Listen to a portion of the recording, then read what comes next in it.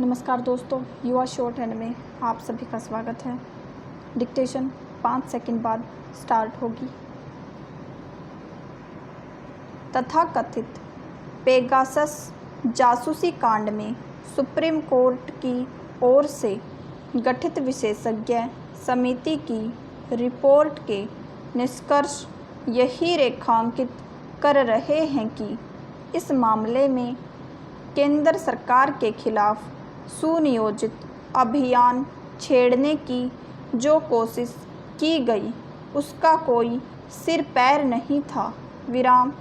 विशेषज्ञ समिति की रिपोर्ट केवल जासूसी के आरोपों की हवा ही नहीं निकालती, बल्कि यह भी इंगित करती है कि बिना किसी ठोस आधार के दुष्प्रचार का सहारा लेकर सरकार को कटघरे में खड़ा करने के साथ देश का समय भी बर्बाद किया गया।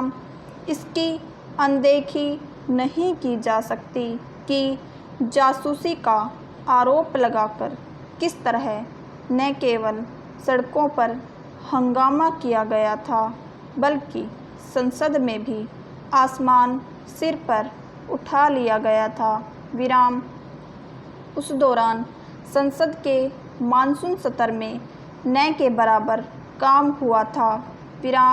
सुप्रीम कोर्ट की ओर से बनाई गई विशेषज्ञ समिति की रिपोर्ट के अनुसार जो 29 मोबाइल फ़ोन उसे जांच के लिए सौंपे गए, उनमें से केवल 5 में मालवेयर यानी तकनीकी वायरस तो मिला, लेकिन उसे पेगासस सॉफ्टवेयर नहीं कहा जा सकता। जहाँ तक मालवेयर की बात है, वह ऐसे किसी भी तकनीकी उपकरण में पहुँच सकता है जो इंटरनेट से लैस हो। किसी मोबाइल फ़ोन में मालवेयर मिलने का यही मतलब नहीं होता कि उसके ज़रिए फ़ोन धारक की जासूसी की जा रही है।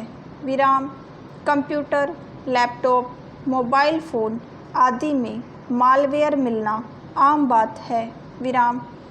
पहला, इजरायली कंपनी पेगासस के खुफिया सॉफ्टवेयर के ज़रिए भारत सरकार, नेताओं, पत्रकारों और अन्य प्रमुख लोगों की जासूसी करा रही है।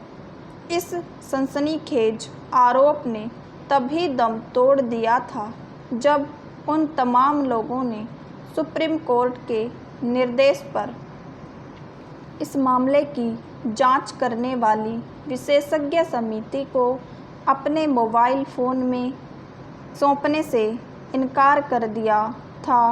ध्यान रहे कि तथाकथित खोजी पत्रकारिता का दम भरने वाले संदिग्ध किस्म के लोगों ने यह दावा किया था कि पेगासस सॉफ्टवेयर के ज़रिए भारत में कम से कम 150 लोगों की जासूसी की जा रही थी। आखिर क्या कारण रहा कि इन 150 लोगों में से केवल 29 ने ही अपने मोबाइल फ़ोन जांच के लिए सौंपे?